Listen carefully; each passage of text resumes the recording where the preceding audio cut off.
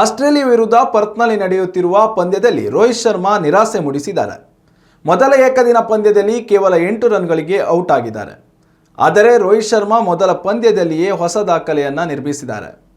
Australia ವಿರುದ್ಧ ಮೊದಲ ಏಕದಿನ ಪಂದ್ಯವನ್ನು ಆಡುವ ಮೂಲಕ 500 ಅಂತಾರಾಷ್ಟ್ರೀಯ ಪಂದ್ಯಗಳನ್ನಾಡಿರುವ ಆಟಗಾರ ಎನಿಸಿಕೊಂಡಿದ್ದಾರೆ.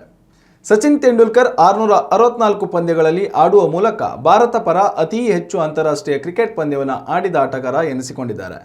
ವಿರಾಟ್ ಕೊಹ್ಲಿ 551 ಪಂದ್ಯಗಳ ಮೂಲಕ 2ನೇ ಸ್ಥಾನದಲ್ಲಿದ್ದರೆ 535 ಪಂದ್ಯಗಳನ್ನಾಡಿರುವ ಮಹೇಂದ್ರ ಸಿಂಗ್ ಧೋನಿ 3ನೇ ಸ್ಥಾನ ಹಾಗೂ 504 ಪಂದ್ಯಗಳನ್ನಾಡಿರುವ ರಾಹುಲ್ ದ್ರಾವಿಡ್ 4ನೇ ಸ್ಥಾನದಲ್ಲಿದ್ದರು.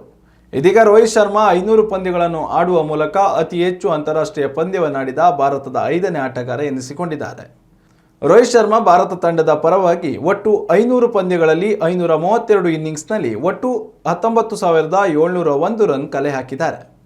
ಇದರಲ್ಲಿ ಒಟ್ಟು 49 ಶತಕ, 108 ಅರ್ಧ ಶತಕ ಬಾರಿಸಿದ್ದಾರೆ. ಹಲವು ಸಮಯದ ಬಳಿಕ ಟೀಮ್ ಇಂಡಿಯಾದಲ್ಲಿ ಕಾಣಿಸಿಕೊಂಡಿರುವ ರೋಹಿತ್ ಶರ್ಮಾ ಮೊದಲ ಪಂದ್ಯದಲ್ಲಿ ಅಭಿಮಾನಿಗಳಿಗೆ ನಿರಾಸೆ ಮೂಡಿಸಿದ್ದಾರೆ.